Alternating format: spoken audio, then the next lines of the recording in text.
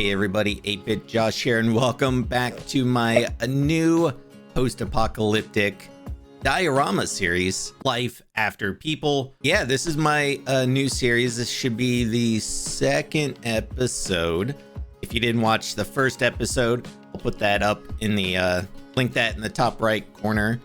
But yeah, this is my series where instead of doing like a big zoo project like I've done for the last 3.5 years or whatever, however long Planet Zoo has been out, I'm just going to be doing smaller dioramas. And I thought it would be cool to do like a sort of post-apocalyptic setting where it's kind of nature is overtaking, and yeah, there's like, you know, animals living in the area. But before we get into the rest of the video, let's get a quick word from today's sponsor, which is me, or more specifically, my Ko-fi page. Since I create content on multiple platforms, I wanted one singular place where folks can support me monetarily should they choose to. And for that, I have chosen Ko-fi. You can make one-time donations, which 100% of your money goes to me, or you could choose a monthly membership, which 95% of your support goes to me. If you choose a monthly membership, depending on the tier you choose, there are different benefits you'll receive, such as behind the scenes content, shout out for new members, and your name displayed at the end of videos and live streams, as well as a special Discord role in our Discord server. So if you enjoy my videos or my live streams and are interested in supporting me, please consider using Ko-fi. You can find my page at kofi.com/8bitjosh. The link to that is always in the description below.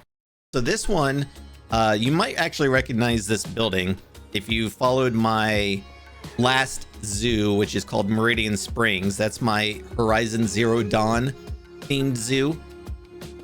The tour video should be up by the time this goes up. So I'll link that in the top right as well. Also, I'll just link the playlist to that series if you want to check it out. But I thought, yeah, so for this one, I wanted to do a gas station. I think that's a pretty common kind of setting in a post-apocalyptic world.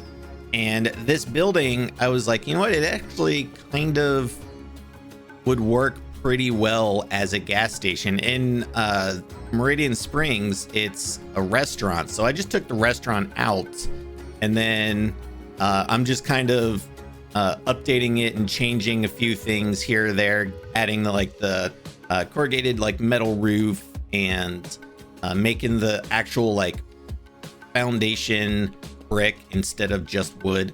But I feel like whenever I see gas stations in, like, you know, like I said, post-apocalyptic settings, they're always kind of like the older like gas stations for some reason that were built in like the 1950s. You never see like modern gas stations in post-apocalyptic any kind of media, it seems like. So here I wanted to create the actual like gas pump, and I was using the like heart shaped pieces, and it just wasn't working out. I didn't like it. The art shapes are cool for like, I don't know, using like random like fill things, or I don't know, it was just too plasticky for what I wanted to make. So here I'm just going through trying to find some sort of like square rectangle, a metal object that I could use as a gas pump. And what I ended up using, trying to remember, I think I used a sign, maybe I might have used one of the metal signs, or yeah, the one on the end there is what I ended up going with. It's been a few days since I made this, so I'm trying to remember. But yeah, so that's just one of the signs. And then you can see I made like the little ticker that, you know, counts up how many gallons you're pumping and how much you owe. The older, some younger folks may not remember this, but some of the older, you know, gas pumps weren't digital. They had like actual little analog clickers that would click up as you were pumping your gas. So that's what I was trying to recreate there. And then, oh yeah, I was gonna do 2 gas pumps, and I was like, you know what? Let's make like one of them was like ripped out. So I was just doing like the pipes that, you know, would have been there. That's all you see now, are just the pipe sticking out of the ground. I thought that would have been a nice little touch. And then here I'm just like kind of finding random signs, because I feel, you know, gas stations always have just tons of signage around. You know, there's like the you know, the turn off your engine sign when you're pumping gas. Like, people don't know to turn off their cars when they're pumping gas. But I guess maybe somewhere along the way somebody didn't know that, and so they had to put up a sign.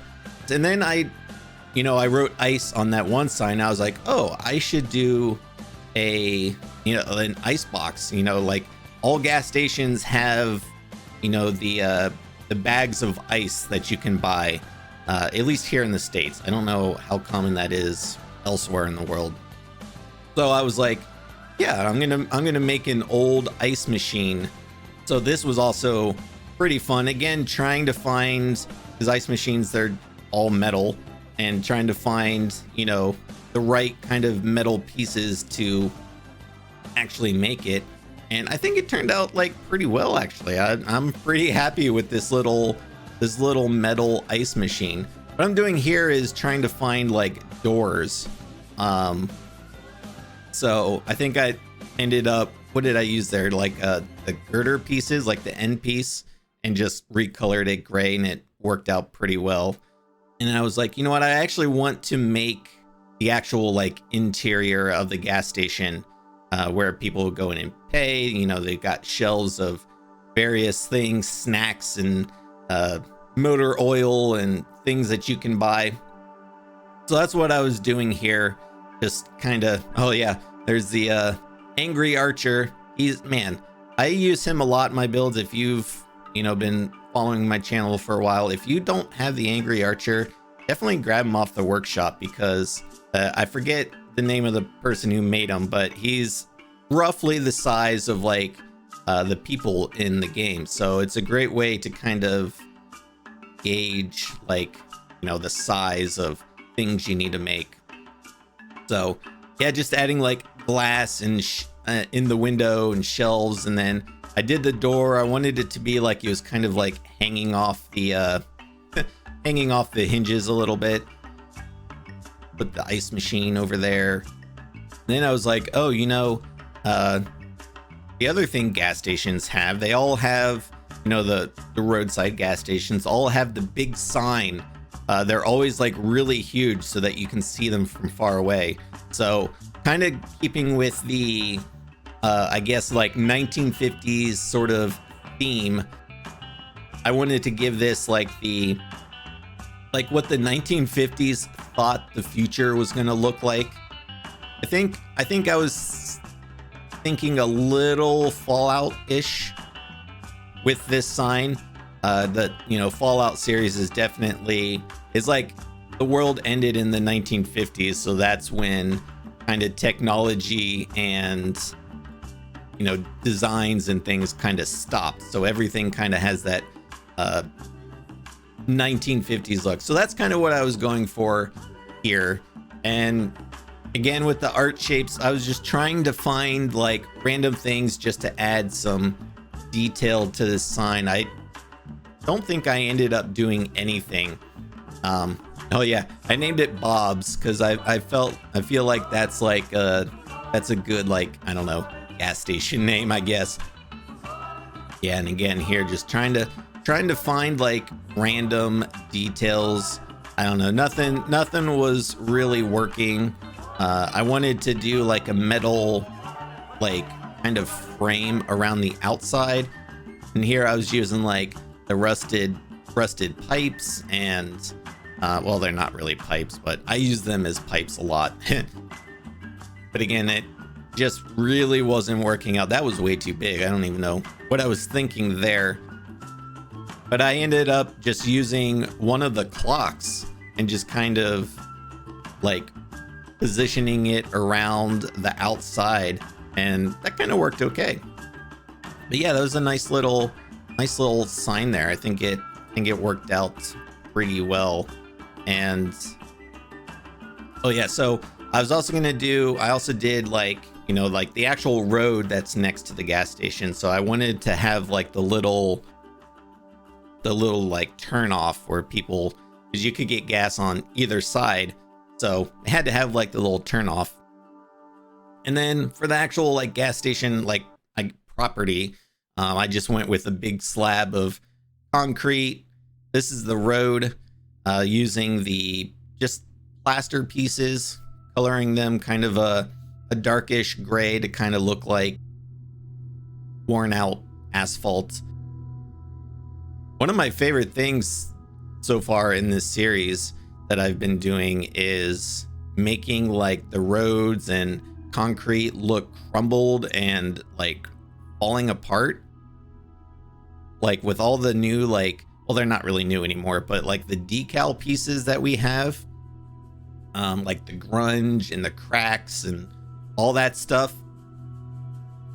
it just works so well for this project. Honestly, I don't know if I would do this project if it weren't for those decal pieces, because they really sell the idea that this is all old and crumbling, falling apart. So here I just raised the terrain like just ever so slightly over like the concrete and the road to make it look like that's where it's just completely crumbled and has fallen apart. And then you'll see, oh, there's kind of a time jump there, but yeah. So here you can see I'm using like a lot of the decals, and the finished, like the way it looks at the very end, I'm just like, I'm in love with doing this stuff. It's my new favorite thing, I think, because like I said, these like all these like grunge and cracked decal pieces just really sell the fact that this is all old and just falling apart. And yeah, when we get into the real-time gameplay and you'll see everything, it just, I think it looks really good. And the grunge works well too on the, like you can see on the pillars there. I put some on the ice machine. I put some on the Bob's sign, on the building itself. And of course, like all kinds of like foliage and vines and ivy and things growing off. All of that stuff just really just sells, I think, the idea that this is a post-apocalyptic world. I don't know why I went with black bears. I guess I was feeling like this would sort of be like Northwest United States, and for some reason I always just feel like there's always bears in that area, even though there's bears all over the country.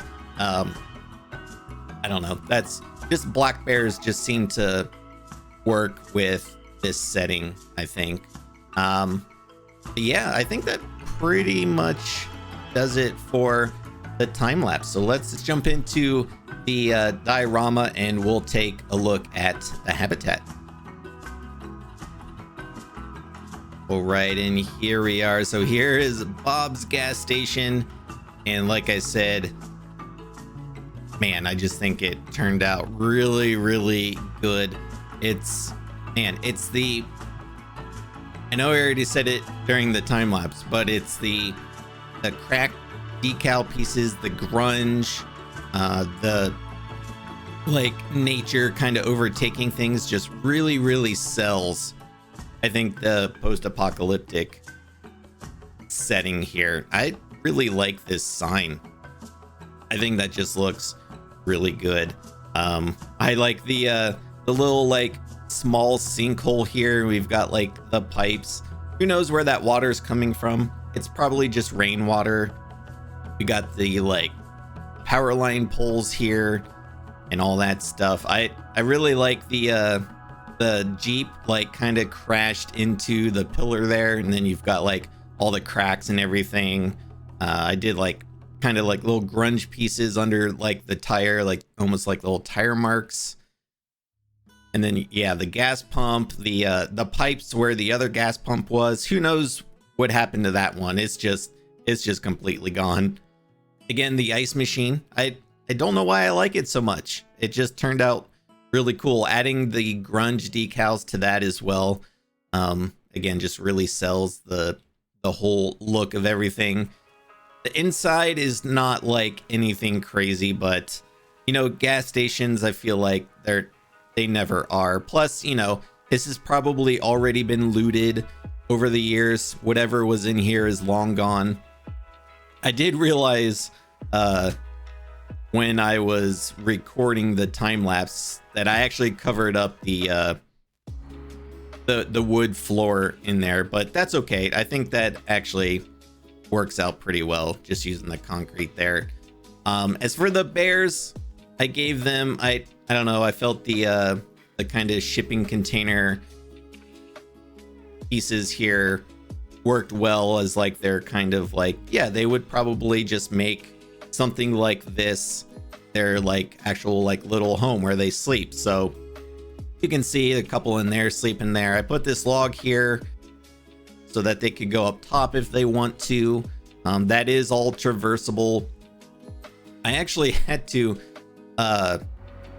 add a bunch of stuff back here because the bears could actually climb up this building, which is honestly not like a big deal, but it looked kind of silly because if you've played this game enough, you know that the, I guess, like pathing when animals are walking on object isn't always the best. You know, they'd like walk up here, then they'd walk along this, but so they'd be like half clipped into the building, and then so I didn't want that. So I just put a whole bunch of like debris and foliage down here to kind of just block the bears from being able to climb up the building, and that seemed to work. I don't think that that's traversable up there, but here you go. Yeah, you can see bears are already climbing up here. I think this is actually the first time I've seen them climb up here, so I know it was traversable because the game was showing me in the heat map, but I'm glad to see that they actually are climbing up here. But yeah, this is Bob's gas station, and I don't know, this view to me is just, this really sells it, I think. I don't know what you think, but I think it does.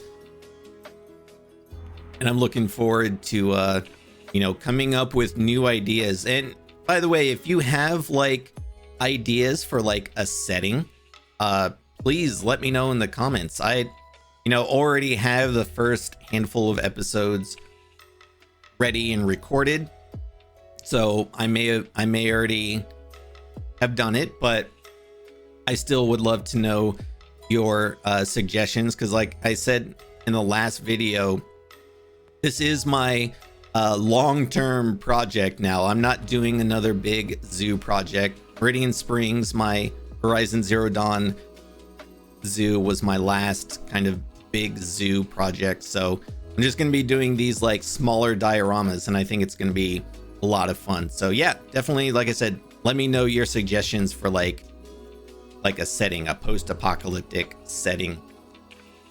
Yeah, I think that'll pretty much do it.